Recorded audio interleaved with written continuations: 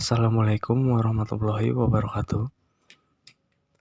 Kami dari kelompok 2 ingin mempresentasikan hasil diskusi kelompok kami yang berjudul Manajemen Proyek, yang disusun oleh pertama ada Nugrah Septama Putro, kedua saya sendiri Arif Krisnadi, ketiga Dayuk Febi Tantowi, keempat Subur Agustiawan, kelima Zuliana.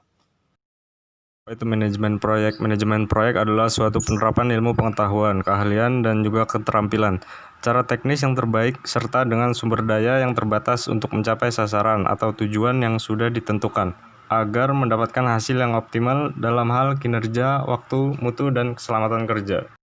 Selanjutnya ada ruang lingkup proyek, diantaranya meliputi 1. Menentukan waktu dimulainya proyek. 2. Perencanaan lingkup dari proyek yang akan dikerjakan.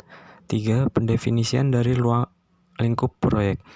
4. Verifikasi proyek dan kontrol atas perubahan yang mungkin saja terjadi ketika proyek tersebut dimulai. 3 garis besar untuk berlangsungnya suatu proyek.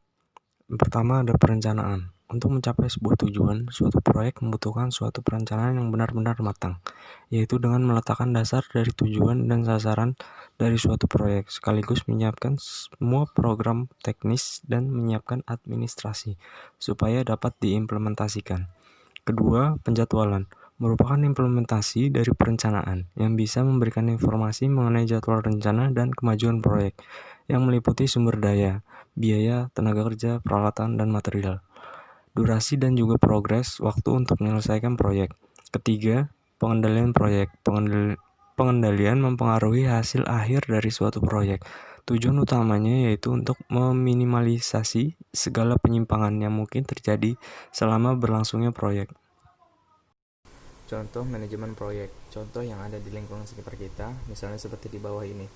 Proyek konstruksi yaitu hasilnya seperti pembangunan gedung, jembatan, jalan raya, dan jalan tol, dan lain sebagainya. Proyek penelitian dan pembangunan yaitu melakukan suatu penelitian dan pengembangan sampai terciptanya suatu produk tertentu dengan maksud dan tujuan untuk memperbaiki ataupun meningkatkan kualitas suatu produk, layanan, dan lain sebagainya. Proyek industri manufaktur yang itu kegiatannya mulai dari merancang sampai terciptanya suatu produk yang baru. Pengertian Critical Path Method. Critical Path Method atau CPM adalah teknik menganalisis jaringan kegiatan atau aktivitas-aktivitas ketika menjalankan proyek dalam rangka memprediksi durasi total. Yang kedua, Critical Path sebuah proyek adalah deretan aktivitas yang menentukan waktu tercepat yang mungkin agar proyek dapat diselesaikan. Yang terakhir adalah Critical Path. Critical Path adalah jalur terpanjang dalam network diagram dan mempunyai kesalahan paling sedikit. Teknik menghitung Critical Path Method yaitu dibagi menjadi dua. Yang pertama, hitungan maju forward pass, dan yang kedua, hitungan mundur atau backward pass. 1. Hitungan maju forward pass dimulai dari start menuju finish untuk menghitung waktu penyelesaian tercepat suatu kegiatan IF, waktu tercepat terjadinya kegiatan IS, dan yang saling cepat dimulainya suatu peristiwa E. Aturan hitungan maju.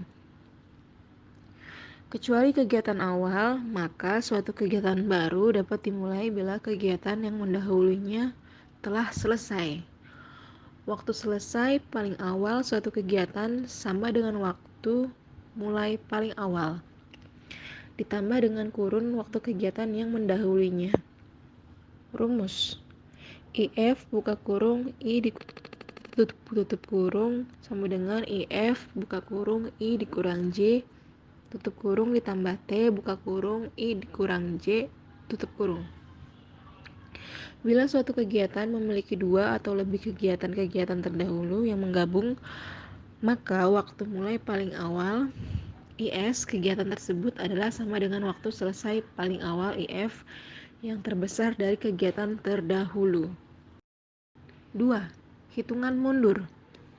Dimulai dari finish menuju start untuk mengidentifikasi saat paling lambat terjadinya suatu kegiatan, LF. Waktu paling lambat terjadinya suatu kegiatan, LS. Dan yang paling lambat suatu peristiwa terjadi, L. Aturan hitungan mundur, backward pass. Waktu mulai paling akhir suatu kegiatan sama dengan waktu selesai paling akhir dikurangi kurun waktu berlangsungnya kegiatan yang bersangkutan. Rumus LS buka kurung I dikurang J tutup kurung sama dengan LF buka kurung I dikurang J tutup kurung dikurang T. Maka apabila suatu kegiatan terpecah menjadi dua kegiatan atau lebih, maka waktu paling akhir LF kegiatan tersebut sama dengan waktu mulai paling akhir LS kegiatan tersebut yang terkecil. Apabila kedua perhitungan tersebut telah selesai, maka dapat diperoleh nilai slack or flat yang merupakan sebuah kelonggaran waktu elastisitas dalam sebuah jaringan kerja. PERT adalah Program Evaluation and Review Technique. Adalah suatu alat manajemen proyek yang digunakan untuk melakukan penjadwalan, mengatur, mengkoordinasi bagian-bagian pekerjaan yang ada di dalam suatu proyek. Setyaningrum 2011. Perencanaan suatu proyek terdiri dari 3 tahap. Proyek yang kompleks menggunakan metode PERT, Program Evaluation Review Technical, maka akan diketahui kapan proyek selesai.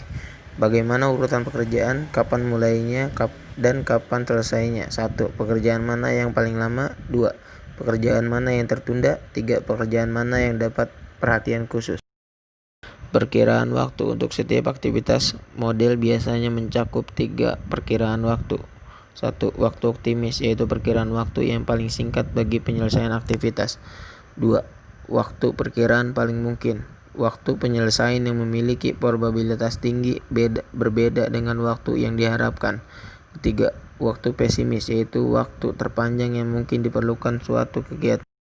Keterbatasan dan kelemahan diagram PERT. Keterbatasan dan kelemahan diagram PERT secara umum adalah bahwa perkiraan atas waktu yang dibutuhkan bagi masing-masing kegiatan bersifat subjektif, tergantung pada asumsi.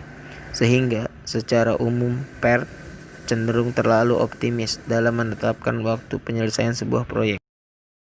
Bagan jaringan, panah yang digunakan untuk mewakili suatu kegiatan simpul atau kode, digunakan untuk mewakili suatu kejadian.